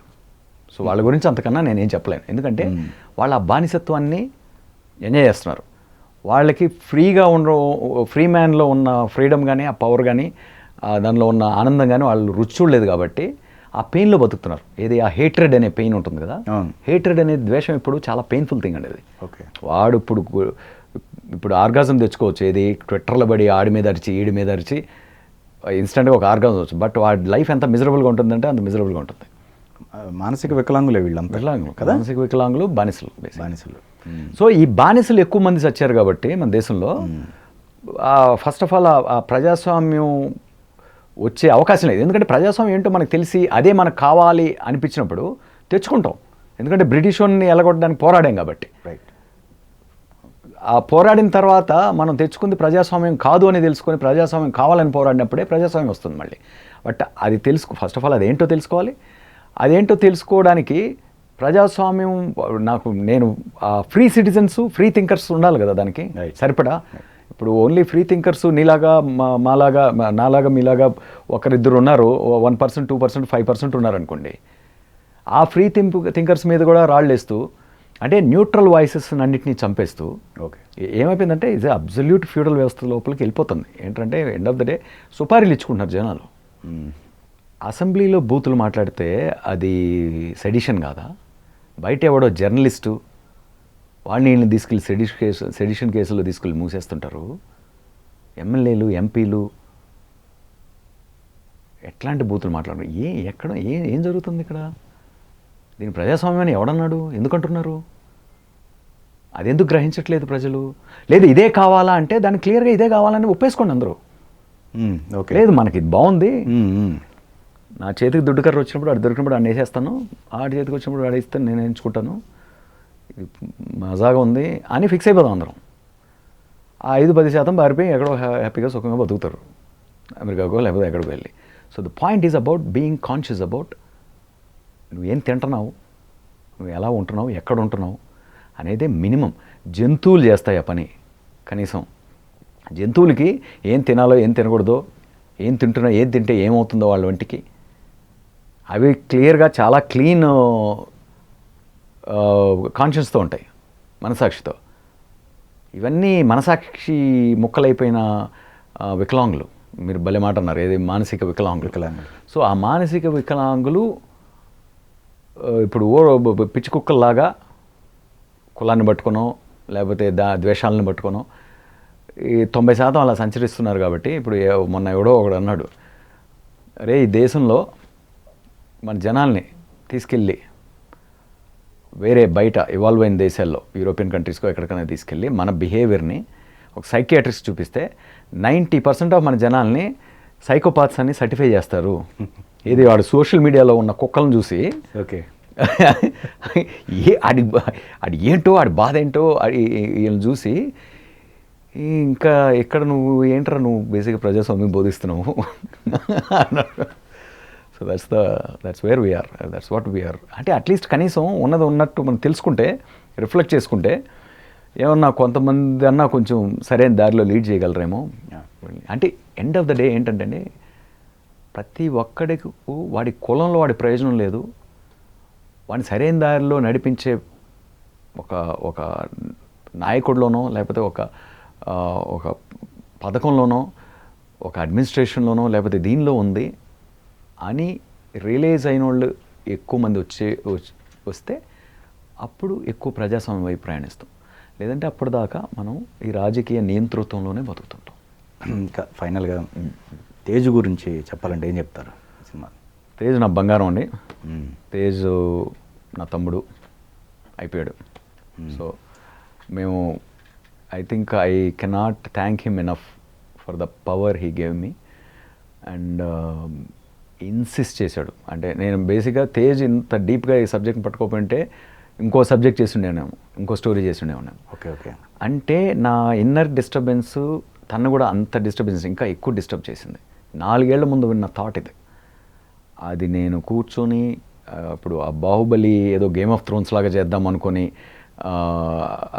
దాని నుంచి ఇరుక్కుపోయి దాన్ని మళ్ళీ వదిలేసి మేము మళ్ళీ సినిమాల వైపు పారిపోవాల్సిన పరిస్థితి వచ్చినప్పుడు అప్పుడు కూడా మధ్య మధ్యలో వచ్చి దాన్ని గుర్తు చేస్తూ ఈ పాయింట్ మీద వర్క్ చేయండి సార్, ఈ పాయింట్ మీద వర్క్ చేయండి అని చెప్తూ నేను కొంచెం ఫ్రీ అవగానే అయిన వెంటనే నన్ను ఆ ప్రాజెక్ట్ మీదకి మళ్ళించి ఈరోజు మేమిద్దరం కొనుక్కున్న ఒక beautiful real estate republic.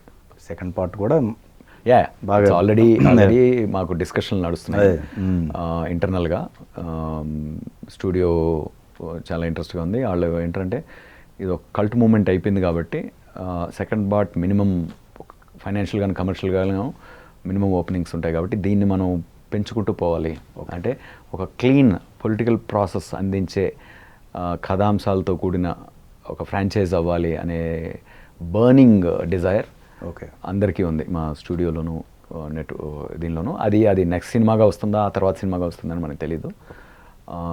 But as of now మెల్లగా సక్సెస్ అందుకొని హ్యాపీగా ఉన్నాం ఇప్పుడు. అది okay okay. Thank you so much. Thank you so much and I enjoyed the conversation. Thank you.